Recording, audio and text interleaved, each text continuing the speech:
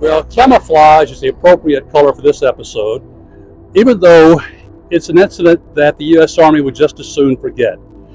It's the fatal vision murders that occurred in 1970. The man convicted of these murders was a Green Beret, an Army physician, talented, handsome, successful. Why would this man decide to kill his wife and his two young daughters? Dr. Jeffrey MacDonald and the fatal vision murders are the subject of this edition of Crime Chronicles.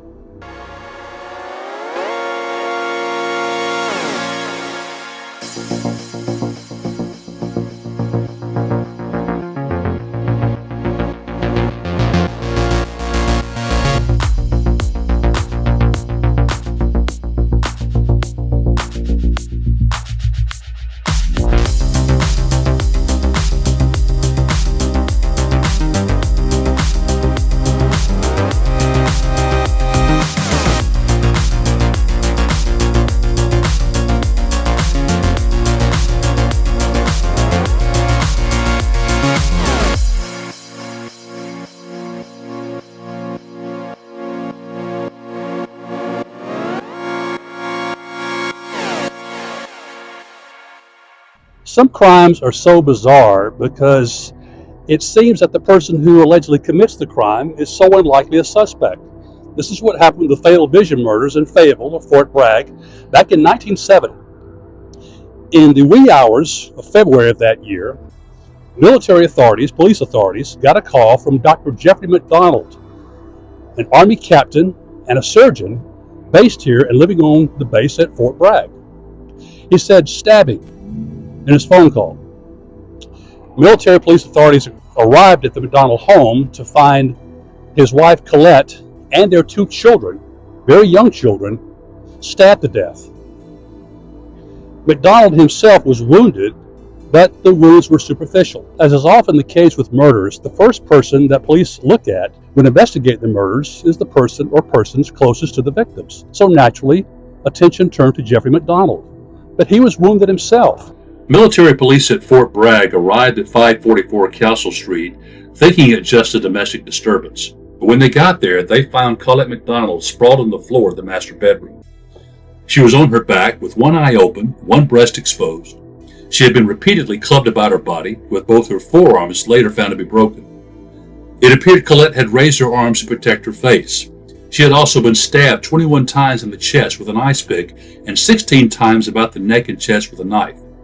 Beside her, Jeffrey MacDonald was found lying face down, alive but wounded, with his head on Colette's chest and one arm around her neck.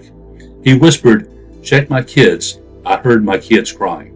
However, they noted that his wounds are superficial and probably have been inflicted or could have been inflicted by someone with a surgeon's touch, who knew just how to inflict the wound to make it appear serious when it really wasn't. Such was the case with Jeffrey MacDonald. When military police at Fort Bragg began searching the house, they found 5-year-old Kimberly MacDonald on her bed or in her bed, having been repeatedly bludgeoned about the head and body and stabbed in the neck with a knife between 8 and 10 times. Across the hallway, 2-year-old Kristen was found in her own bed, also lying on her left side, with a baby bottle close to her mouth. She had been stabbed 33 times across the chest, the neck, the hands, and back with a knife, and 15 times with an ice pick. On the headboard of the MacDonald's marital bed, the word pig was written in 8-inch capital letters. The blood used to write this word was later determined to belong to Colette MacDonald. Having received impromptu resuscitation, MacDonald sat upright, then exclaimed, "Jesus Christ, look at my wife. I'm going to kill those GD acid heads." He was immediately taken to nearby Womack Hospital, shouting, "Let me see my kids," as he was carried out of his home on a stretcher.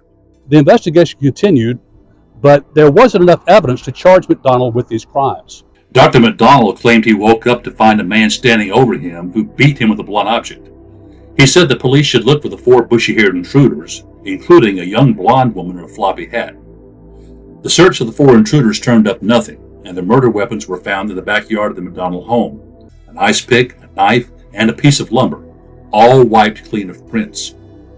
Police began zeroing in on Jeff MacDonald, as his version of events was not matching the evidence.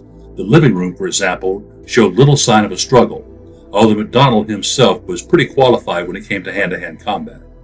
One factor which was noted in the investigation of Jeffrey MacDonald was when the MPs arrived to investigate the case and scoured the crime scene, they discovered a copy of Esquire magazine. Esquire magazine had ran a story of the arrest of Charles Manson and members of his so-called cult family in Southern California just prior to this murder. What happened there was Manson and his hippie cult followers murdered several people, shaggy-haired intruders, if you will, in cold blood for no motive. So, police suspected that this was a sort of copycat, and that MacDonald was placing the blame on bushy-haired intruders in order to deflect attention from himself. As the case wound on, one of MacDonald's chief supporters was Colette MacDonald's stepfather, Freddie Kassab. Kassab believed there was no way his stepson-in-law could have killed his own wife and his two young children.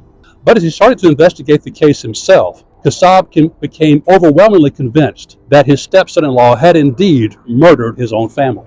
While some of the neighbors at Fort Bragg described the MacDonald as the all-American perfect couple, they were known to argue. But of course, all married couples argue. And also, some said Jeffrey MacDonald was known to have extramarital affairs. Well, in April 1970, 2 months after the murders occurred, Jeffrey MacDonald was finally brought in by military police for questioning, where police cast doubts on his version of events. MacDonald initially agreed to a lie detector test, but then reneged.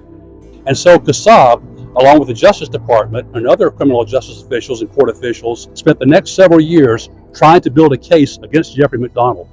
It took 4 years of tireless efforts by Freddie Kassab and the Department of Justice. But on August 12, 1974, a grand jury convened in Raleigh, North Carolina, just a few miles from Fayetteville. On January 24, 1975, the grand jury formally indicted MacDonald on 3 counts of murder. Within the hour, Jeff MacDonald was arrested in California. On January 31st, he was freed upon $100,000 bail raised by friends and colleagues. But MacDonald's attorneys argued that his rights were being violated because he was being subject to double jeopardy and denied of right to a speedy trial.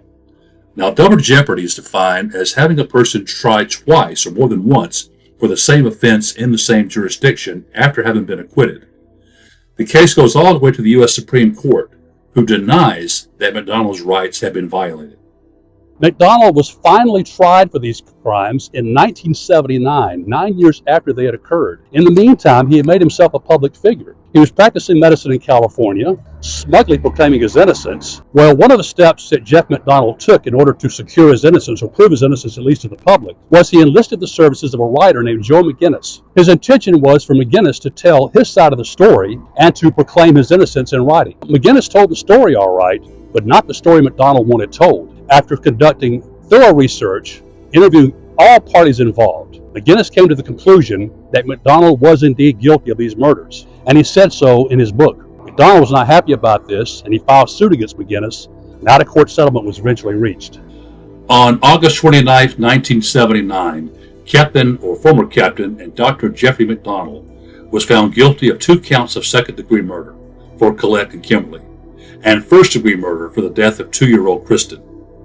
In 1980, his conviction was reversed because the court found his right to a speedy trial had been violated. He was again freed on bail, and this time again returned to California, and the case again reached the U.S. Supreme Court, which ruled against MacDonald. MacDonald had remained free on bail for 2 years before being returned to prison. He remained in prison but continued to fight his conviction in court throughout the 1990s and through the year 2014.